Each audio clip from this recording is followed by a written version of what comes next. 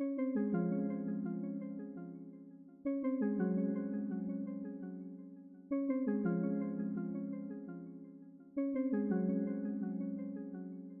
name's Wayne Helmore, and in 2013 I was diagnosed with lung cancer. I've successfully beaten the terminal diagnosis, and part of my protocol for beating cancer has been to make sure that all of my water is toxin free.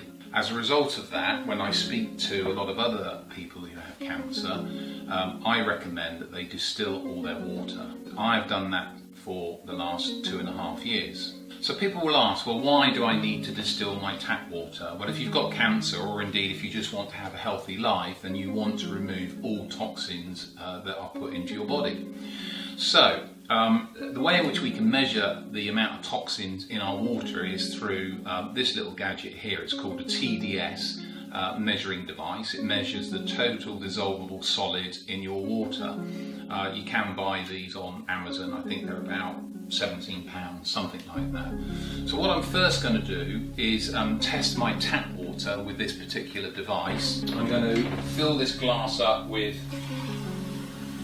my tap water, and what I'm then going to do is turn the device on, put it into the tap water, leave it there for just a moment and press the button. And what you'll see on the register is that this tap water has 460 plus total dissolvable solids, and that will be made up of heavy metals, various medications that have entered into the water system as people have peed it into the system, all sorts of stuff, and all sorts of things like chlorine, which is highly carcinogenic, that you do not want in your system, especially if you've got cancer and especially if you want to stay healthy. So what does this reading of 460 plus total dissolvable solids in your water, what does it mean? Well, as we can see from this chart from the Environment Protection Agency in the US, the ideal drinking water should be anywhere between 0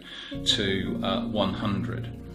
You can also see that the absolute maximum contamination level is 500 plus. So my tap water is very close to that, and that's why you need to distill all of your tap water.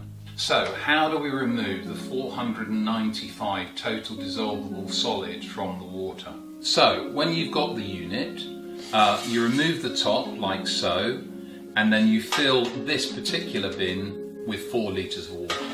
You then put this lid back on, you plug it all in, put the jug underneath, and overnight the heating unit, the heating fan in here, will condense the water and then filter it all into the jug, and you should find that you have very, very low, if any, total dissolvable solids left in your water. Finally, to say that when you've distilled the water and you've removed all of those toxins, it will taste quite awful, the water, and that's because you've stripped everything out, and what you then need to do is put all the good guys back in, all the trace minerals, all the good stuff.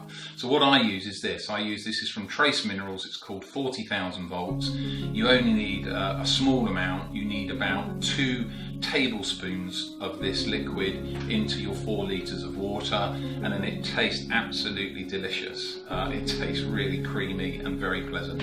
Now, there are 2 particular units on the market, and I've decided that it would be a good idea to review the products so that people who I talk to have a fair balance of which distiller is the best one to use. Okay, so let's take a look at these 2 units. Now, this one, as I say, has been in the UK for over a decade. This is a new, cheaper import.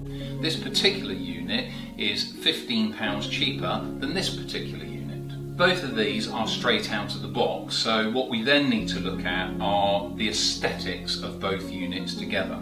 This particular unit, as you can see, and I don't know whether it comes over so much on film, is actually much larger than this. They look very similar because they have this black top and this polished base, but this one looks much larger, and it depends how you feel about that in your kitchen. When I've recommended units to people, especially the ladies, they really do want to know what size this unit is when it's sitting in their kitchen.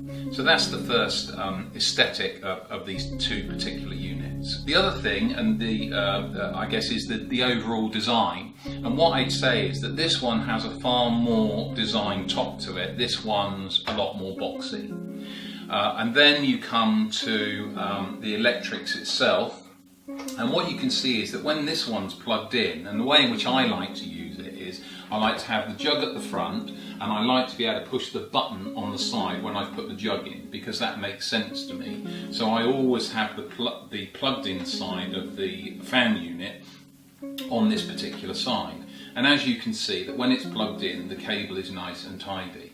If we look at this particular unit, when it's plugged in the same way, the button is here, but when we look at this cable here, the cable is much longer, and it's a little bit untidy. It just depends whether that bothers you or not. Then we come to the jugs themselves, which I also feel is an important part of the aesthetics. Now, what you can clearly see between the two, this one for me looks as though it's sort of come out of a chemical lab at school or something.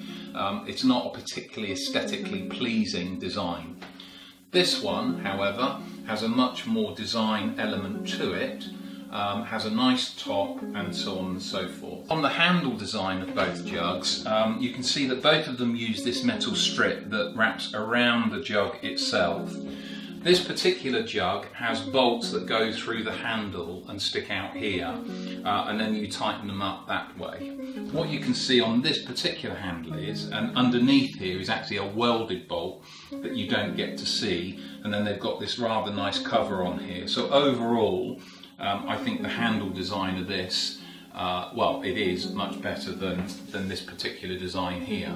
And that's an important feature, because when you've got 4 litres of water in a jug and you have to lift it up, even for me, it's pretty heavy. So next we come to the functionality of the jug itself, which again I think is important, because you are lifting and carrying around 4 litres of water, and wanting to put it into other water jugs or put it in the saucepan or whatever. So if we look at this particular jug here with the cheaper device, what we can see is that we don't have a pouring spout. Now that for me is a big negative, because if I want to pour that out, all I've got is a big hole. The second element of this is the fact that this lid does not come off. So I'm not quite sure how they expect you to clean the unit. You do get a little cap like this which sits on top, so if you want to just keep the water in there and store it from there, you can. Then we come over to this device, and what you can see is that it's actually got a pouring spout, which is ideal, and it's also got a removable lid. So you can in fact obviously clean the jug when you need to. So I think that in terms of the two, aesthetically, I think this is a better looker. Okay, so then we come to the functionality of both of these units, and what I did was I actually ran both of these units yesterday, because I thought that watching a water distilling unit run for 4 hours might be just somewhat boring. This particular unit distilled 4 litres of water in 3.5 hours. This particular unit here distilled 4 litres of water in 4 hours and 15 minutes. The second thing I would say is that this particular unit runs 750 watts electricity. This one runs at 580 watts. So what does that mean? Well, first of all, this unit runs far warmer. So when this fan element heats up, heat comes out of the top here, and all I can tell you is, by just putting my hand over both of them, this one is a lot warmer. So you've got far more heat output going into your kitchen. Another good point on functionality is that on this particular unit, there is an on-off button here. So when everything is plugged in and running, or if it's actually finished, and both of these units do turn off when they have finished filtering, but sometimes you may want to turn it off. So this has an on-off button here. This particular unit does not have an on-off button.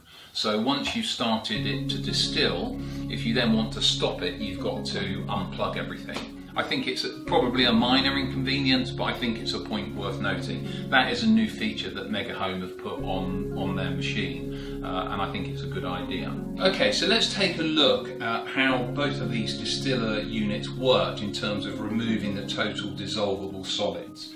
So what I'm going to do is I'm going to pour this, and as I say, I distilled this last night. I'm going to put that one in there. I'm going to put the Megahome one in here, and then what I'm going to do is put my Tds Measuring Device into the water pure unit, which is the cheaper unit, and I'm going to hold it. Okay, so what we can see there is we have 18 total dissolvable solids left in that particular water.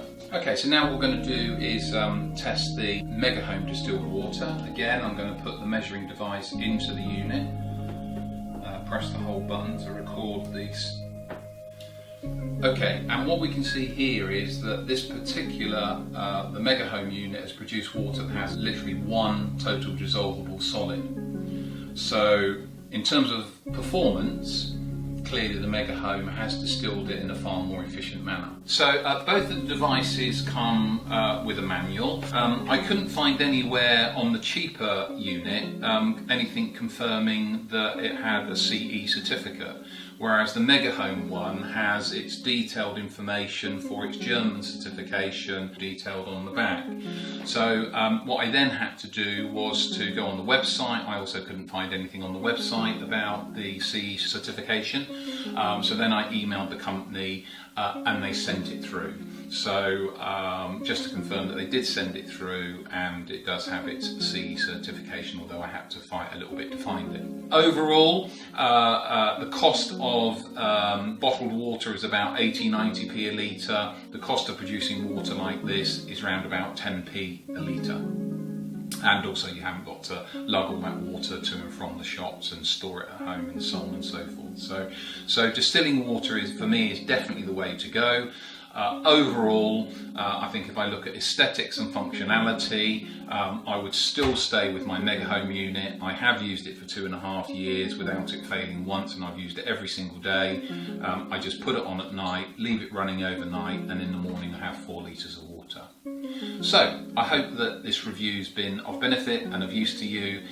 If you would like to see more of the protocols that I've used to beat my cancer, then the blog details have been given at the front end of this video and also on the closing credits. Thank you.